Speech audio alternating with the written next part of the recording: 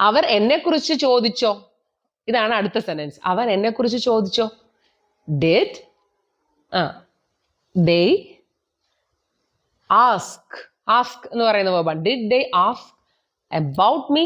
എന്നെ കുറിച്ച് about me എന്നാണ് ചോദിക്കുക. Did they ask about me? Did they ask about me? Yes, they did ask about you. പിന്നെ അവര് ചോദിച്ചു. You call your mom. Did you call your mom? Did you call your mom? Yes, I called my mom. Yes, I called my mom. ഞാൻ അമ്മയെ വിളിച്ചിരുന്നു. അല്ലെങ്കിൽ അതെങ്ങനെ പറയാം? Yes, I did call my mom. ഞാൻ എൻ്റെ അമ്മയെ വിളിച്ചിരുന്നു. ഇനി ഇത് ഷോർട്ടാക്കി പറഞ്ഞൂടെ, അതെങ്ങനെ പറയാം? ഫുൾ സെന്റൻസ് അല്ലാതെ എങ്ങനെ പറയാം? Yes, I did. Yes, I did എന്നും പറയാം. ഇപ്പൊ ഫുൾ സെന്റൻസ് നമുക്ക് പറയണമെന്നില്ല.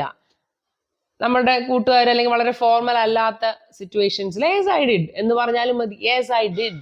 ഉത്തരം പറയുമ്പോൾ എപ്പോഴും നമുക്ക് ഷോർട്ടാക്കി പറയാം. Yes, I did. Did you finish your project? No, I didn't. ഇല്ലേ? അപ്പൊ no, I didn't. അപ്പൊ ചെയ്യാത്തത് കൊണ്ട് no, I didn't എന്നും പറയാം. അപ്പൊ അവിടെ ഫുൾ സെന്റൻസ് പറയുന്നില്ല, ഷോർട്ടാക്കി ഉത്തരം പറയാം. Yes ആണെങ്കിൽ yes, I did. No ആണെങ്കിൽ no, I didn't. ഇനി അവൻ ജോലിക്ക് അപ്ലൈ ചെയ്തോ? അടുത്ത ക്വസ്റ്റ്യൻ. ഡിഡ് ഹി എന്തായിരിക്കും വേർബ്? അപ്ലൈ അല്ലേ?